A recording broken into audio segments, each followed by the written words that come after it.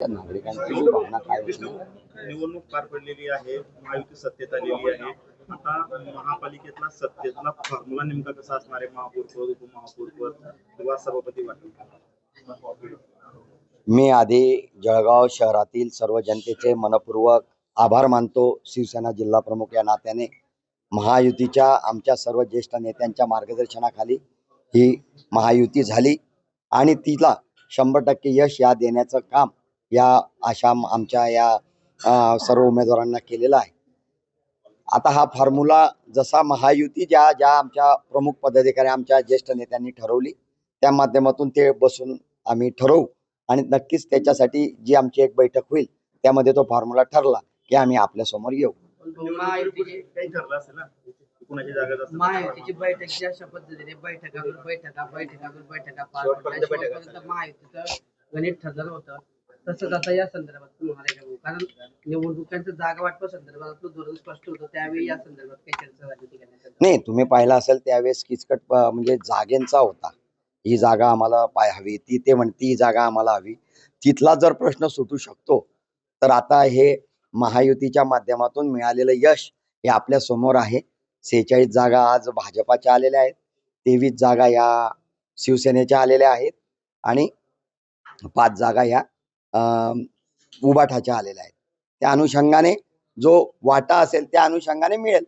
जिल्हा प्रमुख म्हणून तसेच महायुतीमधला 2 नंबरचा भाऊ म्हणून आपली अपेक्षा काय राहणार आहे? काय मिळालं पाहिजे आपल्याला? नक्कीच त्यामध्ये शेजारची खुर्ची मिळावी.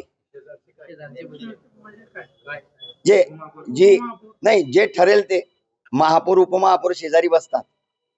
18च्या तुलनेत यामध्ये शिंदे गटाला मोठं यश पाहायला मिळालं. तेवढाच दावा जो आहे तो शेजारच्या खुर्चीचा असेल. पण जे आमचे वरिष्ठ नेते ठरवतील त्याच्यावरती आम्ही त्यांच्याजवळ मांडू. आम्ही ज्यावेळेस आमची मीटिंग राहील त्या मीटिंगला मी असतो. ज्यावेळेस या वाटाघाटीची जी मीटिंग होती त्यावेळेस सुद्धा मी प्रत्येक वेळेस हजर होतो आणि त्याचप्रमाणे मला ज्यावेळेस माझ्या नगरसेवकांसाठी किंवा माझ्या सहकाऱ्यांसाठी ज्याप्रमाणे न्याय मागता येईल तो मागण्याचा प्रयत्न मी करेन. स्ट्राईक रेट चांगला होता, महापौर पदावर दावा करणार का? नाही, आम्ही महायुतीत लढलो आहोत, महायुती निर्णय घेणार आहे. दावा करणार का? कुठल्या याच्यावर दावा करणार? मी तुम्हाला आताही तेच पुनश्च सांगतो, महायुतीचा निर्णय आहे.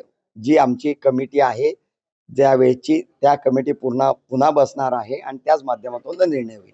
पालकमंत्री पण आपले या ठिकाणी आणि शिवसेनेचा स्ट्राईक रेट पण चांगला होता. पालकमंत्री या नात्याने जळगाव जिल्ह्याच्या आणि दुसरा छोटा भाऊ म्हणून आपली जसं तुम्ही म्हटले की शेजारची खुर्ची मिळावी, तर जिल्हा प्रमुख म्हणून एक पक्षाचे नेते म्हणून तुम्ही काय नेमकी मागणी असणार आहे महायुतीतल्या नेत्यांकडे तुमची? महायुतीच्या माध्यमातून आमच्या पक्षांना ज्या नागरिकांनी या जनतेने विश्वासाने निवडून दिलेला आहे त्याच्यासाठी आम्हाला वरतून पुरेसा निधी या जळगाव शहराच्या विकासासाठी त्यांनी आम्हाला आणून द्यावा आणि त्या माध्यमातून आमच्या नगरसेवकांना एकच विनंती राहील की आपण आपल्या प्रभागातील चांगला विकास या शहराचे म्हणजे या जळगाव जिल्ह्याचे नेते माननीय नामदार गुलाबराव पाटील साहेब असतील, माननीय नामदार गिरीश भाऊ असतील, या शहराचे आमदार राजू मामा भोळे असतील आणि आमचे शिवसेनेचे आमदार चंद्रकांत सोनवणे असतील यांच्या नेतृत्वाखाली जळगाव शहराने जे नागरिकांनी जो विश्वास टाकलेला आहे त्याला जास्तीत जास्त या विकासाच्या माध्यमातून उत्तर आम्ही पुढील काळात देणार आहोत.